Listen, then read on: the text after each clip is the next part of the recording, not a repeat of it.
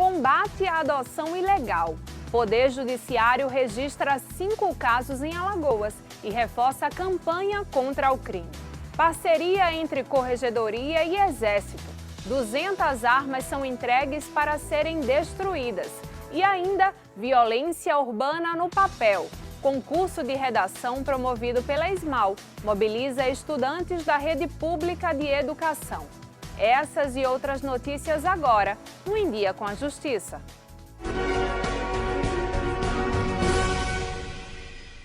Olá! A gente começa esta edição com o relatório Justiça em Números, divulgado pelo Conselho Nacional de Justiça. Os dados referentes ao ano de 2015 mostram que Alagoas é destaque na virtualização de processos. O Tribunal de Justiça do Estado está entre os 5 do país que estão totalmente virtualizados. Isso dá celeridade na apreciação das ações e permite que algumas unidades registrem uma taxa de congestionamento inferior a 25%. Como acontece em Arapiraca, maior cidade do interior de Alagoas. Agora, com todas as 151 varas e juizados recebendo apenas ações por meio virtual, os 136 magistrados buscam outra meta, a de digitalizar todo o acervo físico. Retirar das prateleiras papéis, transformando os processos em arquivos no computador. Hoje, todos os processos estão no sistema, não existe nenhum processo físico. Outro aspecto positivo é justamente a segurança, que traz a virtualização, tendo em vista que não existe mais aquela possibilidade de extravio, de processo, perda, furto, roubo.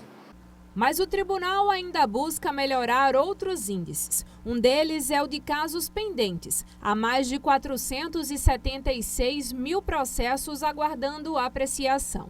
Em contrapartida, já foram finalizadas mais de 226 mil ações. Outro dado positivo desse relatório é o da taxa de congestionamento processual, que mostra o estoque de ações que passa para o ano seguinte. De acordo com o relatório, em 2014, a taxa era de 71% e em 2015 o número diminuiu para 67%. A pesquisa completa está no site cnj.jus.br. Mais de 100 processos devem ser julgados em Alagoas durante o Mês Nacional do Júri, que acontece em novembro. O encontro definiu as ações.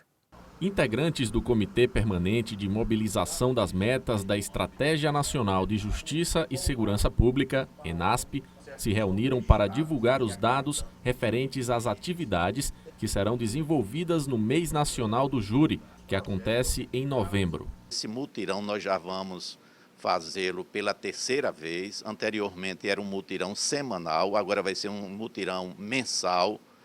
Tudo dentro dessa recomendação do CNJ e da ENASP para acabar com esses processos antigos em que crimes foram cometidos, os processos estavam engavetados. Durante todo o mês, deverão ser levados a júri cerca de 105 processos, 26 deles no interior e 79 na capital. Pouco mais de 60 unidades judiciárias do Tribunal de Justiça estarão aptas a realizar os julgamentos em tribunal do júri. Por determinação da ENASP, o Conselho Nacional de Justiça, nós iremos pôr em julgamento aproximadamente 105 processos. Creio que vai ser um número bastante razoável e, se Deus quiser, iremos ultrapassar a meta do ano passado, que chegou a mais de 80%. Os números estão a contento. É preciso que em alguns haja uma dedicação a pequenos casos isolados, mas o mutirão está realmente surtindo efeito. O Poder Judiciário lançou um número para tentar coibir a adoção ilegal em Alagoas. 5 casos foram combatidos recentemente pela Vara da Infância e da Juventude de Maceió. Um canal de comunicação específico para coibir a prática de adoção ilegal foi lançado oficialmente em Alagoas. Na oportunidade, representantes da Justiça Estadual, da Polícia Civil e Militar, além de conselheiros tutelares, cartorários e membros de maternidades, discutiram maneiras de fortalecer a rede de combate à adoção irregular e de difundir a conscientização da prática ilícita. Entenda-se por adoção ilegal tanto a compra de crianças, que infelizmente ainda acontece, como o custeio de despesas de gestantes com o objetivo de, ao final, ficar com essa criança, e a adoção casada. Todas essas práticas, além do ilícito civil, constituem crime, e crime grave, apenado com até 8 anos de reclusão, segundo legislação recentemente editada. O Disque Denúncia, criado pelo Poder Judiciário para coibir a adoção irregular no Estado, vai funcionar através do número 981490047. O atendimento será feito pela equipe interpessoal da Coordenadoria Estadual da Infância e da Juventude, de segunda a sexta-feira, das 8 da manhã às 6 da tarde. Durante o encontro foi divulgado que uma atuação recente de fiscalização da 28ª Vara da Infância e da Juventude de Maceió resultou na constatação de 5 casos de adoção ilegal na capital alagoana. Um que a mulher já entrou na maternidade com um documento de outra pessoa. Essa criança já foi retirada dessa senhora que ficaria com ela.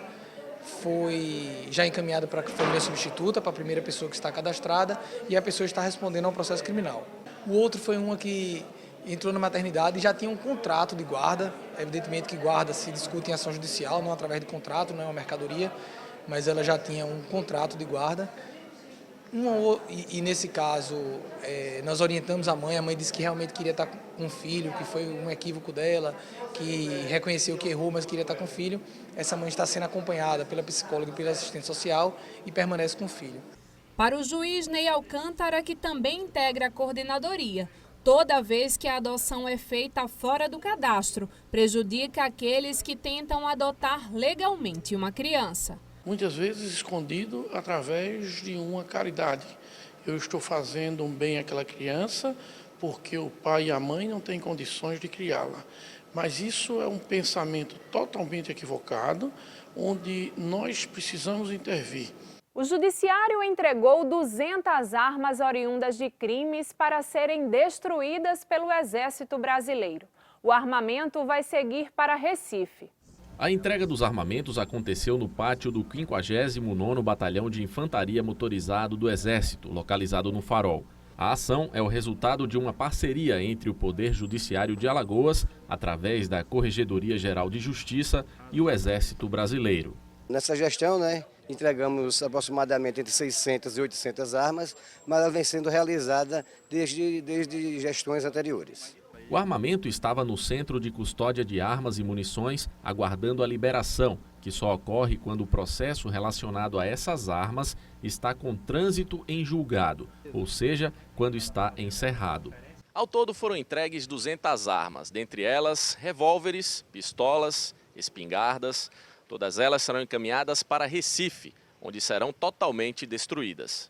A criminalidade está muito bem armada, mas só que o Poder Judiciário, tanto o Poder Judiciário que nem a Polícia Militar e a Polícia Civil, está muito mais preparada do que eles. O capitão do Exército afirmou que esse trabalho de recebimento de armas acontece em todo o país. A gente recebe aqui armas de vários tipos, armas que são adquiridas de forma até legal, mas em sua maioria vem através do tráfico, através da fronteira, de forma ilegal, muitas sem numeração, armas artesanais, que é um risco ficar na sociedade sem nenhum controle. Estudantes de 25 escolas da rede pública de educação participam de um concurso de redação promovido pela ESMAL. O tema deste ano é a violência urbana. A professora dá as últimas orientações. As folhas são distribuídas e a atenção é redobrada. Os olhos fixos na escrita provam que a concentração é grande durante a realização da dissertação sobre violência urbana. Atividade que faz parte do projeto Justiça e Cidadania, promovido pela Escola Superior da Magistratura. Nós tentamos fazer um tema genérico, onde fosse abordado ao gosto do aluno o que mais lhe chamou a atenção para que ele pudesse desenvolver esse tema. Ao todo, participaram do projeto estudantes do 9º ano de 15 escolas públicas estaduais e 10 municipais. Na Escola Municipal Haroldo da Costa, Gabriel e Tayane optaram por abordar na redação a questão do bullying, um tipo de violência muito comum entre os adolescentes. Tayane, inclusive, já foi uma vítima disso. Só mesmo que sei o que eu já passei, O que eu tenho para dizer para as vítimas que sofrem bullying é que elas nem liguem para isso, porque uma hora os autores vão parar de fazer isso. Pessoas podem mudar, eles podem ser tipo umas vítimas que provavelmente mudaram de escola e começaram a agredir os outros. O que eles passaram, eles poderiam ter passado por outras pessoas também. Ele queria demonstrar isso. Cássio é o diretor da escola estadual, que participou com 46 alunos. Esta é a primeira vez deles no projeto. A escola, ela, além de ofertar a formação acadêmica, que é aqueles conteúdos dos componentes curricular regular, você tem essa possibilidade de garantir, através desse projeto, uma formação cidadã. Ao todo serão escolhidas 2 redações de cada escola, que serão premiadas com um kit escolar. Destas 50 redações, apenas 2, uma de uma escola estadual e outra de uma escola municipal, ganharão o prêmio principal. Os vencedores serão conhecidos durante o evento de premiação que acontecerá no mês de dezembro. O Supremo Tribunal Federal decidiu pela prisão dos condenados em segunda instância. O repórter André Risco foi ouvir o juiz Sandro Augusto e traz mais informações sobre o assunto. No dia 5 de outubro, o Supremo Tribunal Federal manteve um entendimento sobre a possibilidade de prisão de condenados em segunda instância. Quem fala mais a respeito sobre esse assunto, aqui comigo o juiz Sandro Augusto, que é da comarca de Pilar. Doutor, em que muda efetivamente essa decisão? Veja, a partir dessa decisão se criou um precedente, importante, vindo da Corte Máxima do país, diga-se de passagem de forma apertada, foi 6-5 o placar, do entendimento da possibilidade de execução antecipada ou provisória da pena privativa de liberdade. O que acontece? Existe um debate muito grande entre uma aparente colisão entre princípios, como é o princípio da presunção de inocência ou da não culpabilidade, e outros princípios, como seria o caso do princípio da direito à segurança pública, dentre outros. A sociedade ela não compreende muitas vezes a opinião pública de alguém ser condenado por um crime bárbaro e continuar anos a fio explorando toda essa possibilidade de recursos, nessa esquizofrenia recursal que existe no nosso ordenamento jurídico e conseguindo, através de bons advogados, empurrando a questão lá para frente e gerando justamente essa intranquilidade, essa sensação de impunidade, principalmente para os casos de homicídios mais qualificados, aqueles casos graves de assassinatos. Doutor, então essa decisão vem para diminuir essa sensação de impunidade que a sociedade muitas vezes sente, né? Na verdade, com essa ampla possibilidade recursal que existe no país, é possível que uma pessoa passe 20 anos tranquilamente sem se preocupar com uma prisão. Então, precisa ser feita uma reforma nesse sentido e o Supremo Tribunal Federal, ele, por maioria apertada, é verdade, mas ele se preocupou com essa sensação de impunidade, com essa insegurança que a população passa de não entender, não compreender como é possível que alguém comete determinados crimes bárbaros até, consegue ficar durante tanto tempo sem ser preso. O fato é que precisa ser dado uma palavra final, né? Essa decisão ela foi dada em sede de medida cautelar ainda, em 2 ações declaratórias de constitucionalidade, a 43 e a 44, que foi o Partido Ecológico Nacional, a OAB Federal, que ajuizaram essas ações e pediram uma liminar para que não fosse considerada essa prisão, que ela não fosse permitida, somente quando se esgotasse todas as possibilidades de recurso. E o Em Dia com a Justiça de hoje termina aqui. Você pode acompanhar essas e outras notícias em nosso portal, no canal TV Tribunal do YouTube ou através do Facebook e Instagram. A gente se vê no próximo programa.